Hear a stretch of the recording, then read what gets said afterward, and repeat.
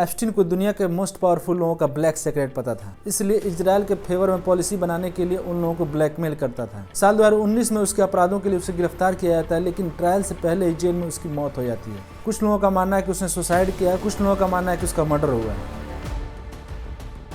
Epstein का जन्म एक साधारण परिवार में हुआ था। उसके पिता एक सफाई कर्मचारी थे। एप्स्टीन का करियर एक स्कूल टीचर के तौर पर शुरू होता है, फिर वह एक इन्वेस्टमेंट फर्म के लिए काम करता है। बाद में वह खुद की एक कंपनी बनाता है जहां अमीर और पावरफुल लोगों के पैसे इन्वेस्ट करना, टैक्स बचाना, पैसे को सुरक्षित रखना जैसे सर्विसें प्रोवाइड करता है। उसके संपर्क में बहुत सारे billionaire, businessman, professor, scientist, actor और डिफेंस कॉन्ट्रैक्टर रहते हैं। एप्स्टीन का नेटवर्किंग बहुत स्ट्रांग था। वह इतना पैसा कमा चुका था कि उसके पास एक personal island, 2 private jet, New York, Florida जैसे बड़े बड़े शहरों में आलीशान बंगले, कई सारे हेलीकॉप्टर के साथ एक बड़ी कार की फ्लीट थी। साल 2005 में पहली बार एप्स्टीन के खिलाफ नाबालिग बच्चियों का यौन शोषण का आरोप प्रूफ होता है। सारे एविडेंस उसके खिलाफ होने के बावजूद इसे सिर्फ 18 महीने की सजा होती है। उसमें भी सिर्फ 13 महीने का सजा काटकर बाहर आ जाता है। एप्स्टीन को जुलाई 2019 में दोबारा गिरफ्तार किया जाता है। इस बार सर्वाइवल लड़कियां उसके खिलाफ खुल के बोल रही थी। उसका बचना मुश्किल था, लेकिन 4 ट्रायल से पहले उसकी जेल में मौत हो जाती है। लेकिन अभी तक ये कंफर्म नहीं हुआ कि ये मर्डर था या फिर सुसाइड। एप्स्टीन नाबालिग बच्चियों को मसाज के लिए रिक्रूट करता था, लेकिन बाद में उनसे गलत काम करवाता था। नाबालिग बच्चियों का यौन शोषण के बाद उन लड़कियों को और लड़कियां लाने के लिए बोलता था। इस तरह से उसके नेटवर्क में लगभग 1000 से ज्यादा लड़कियां आ चुकी थी। कई बार तो लड़कियों का उम्र 15 साल से भी कम था। कई लड़कियों को अपने दोस्त या क्लाइंट को भी ट्रांसफर करता था, जिसके साथ वो गलत काम करते थे। इस तरह से उस पर यौन तस्करी का भी आरोप था। साल 2008 में उसने 2 आरोपों को एक्सेप्ट भी किया।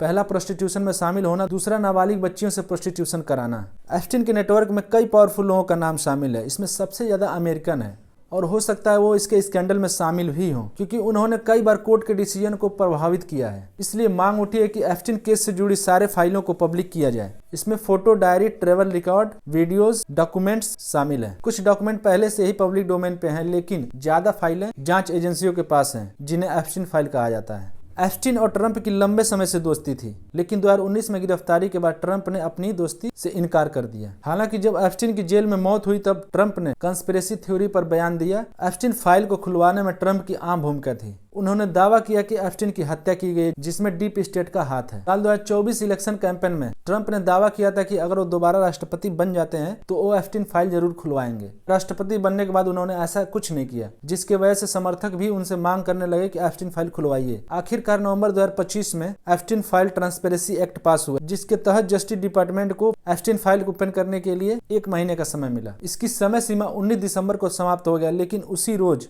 सिर्फ 4000 फाइलें रिलीज हुई, वो भी रिडक्ट होकर के।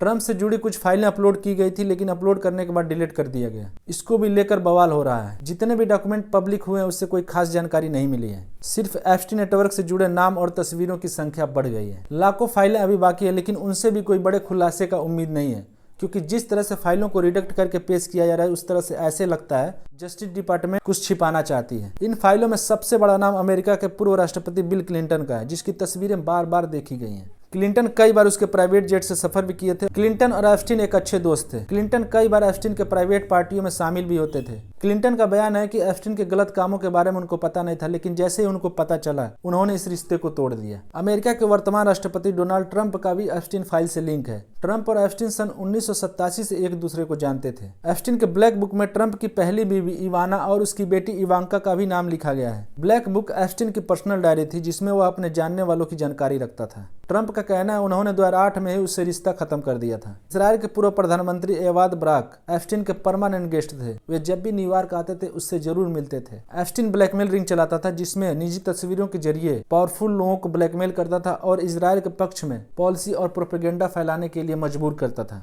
इन सब से माना जा रहा है कि एप्स्टीन इजराइल का जासूस था। ब्रिटेन के राजा चार्ल्स के भाई प्रिंस एंड्रियो का भी नाम शामिल है।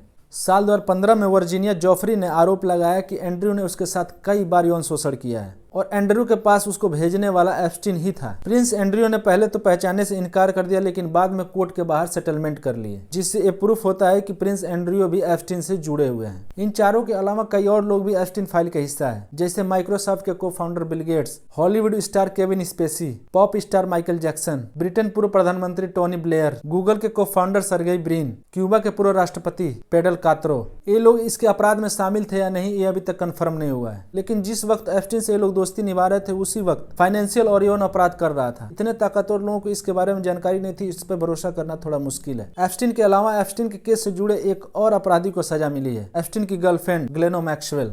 एप्स्टीन की गर्लफ्रेंड ग्लेनो मैक्सवेल को अपराधों में शामिल होने और तस्करी के आरोप में 20 साल की सजा हुई है। ग्लेनो मैक्सवेल को छोड़कर किसी और को कानून से कोई सजा नहीं मिली है और बहुत संभावना है कि एप्स्टीन स्कैंडल में जुड़े बहुत लोग आज भी खुलेआम घूम रहे हैं और शायद उन्हें कभी सजा मिले भी ना। आखिर एप्स्टीन फाइल इतना चर्चे में क्यों है? इसका सबसे पहला वजह है कि इसमें उन लोगों का नाम है जो दुनिया को कंट्रोल करते हैं। एप्स्टीन की गर्लफ्रेंड के पिता रॉबर्ट मैक्सवेल मोसाद के लिए काम करते थे, लेकिन रॉबर्ट के मौत के बाद एप्स्टीन को कंट्रोल करने के लिए उनकी बेटी ग्लेनो मैक्सवेल को भेजा जाता है। ग्लेनो मैक्सवेल हमेशा से उसके अपराधों में उसका साथ देती थी। साल 2007 में सरकारी वकील अलेक्जेंडर अकोस्टा से एप्स्टीन को बचाने के लिए डील कराई थी। एक मीडिया रिपोर्ट के अकॉर्डिंग अलेक्जेंडर अकोस्टा ने कहा था उसको ऊपर से आदेश आया था कि एप्स्टीन इंटेलिजेंस का आदमी है, इसलिए इसको बचाना जरूरी है, लेकिन अकोस्टा बाद में अपने बात से मुकर जाता है। एप्स्टीन फाइल में अभी तक इंटेलिजेंस एजेंसी का जिक्र नहीं आया है। जब तक एप्स्टीन फाइल का एक एक पन्ना ओरिजिनल फॉर्म में नहीं आता है तब तक कंस्पिरेसी थ्योरी चलती रहेगी।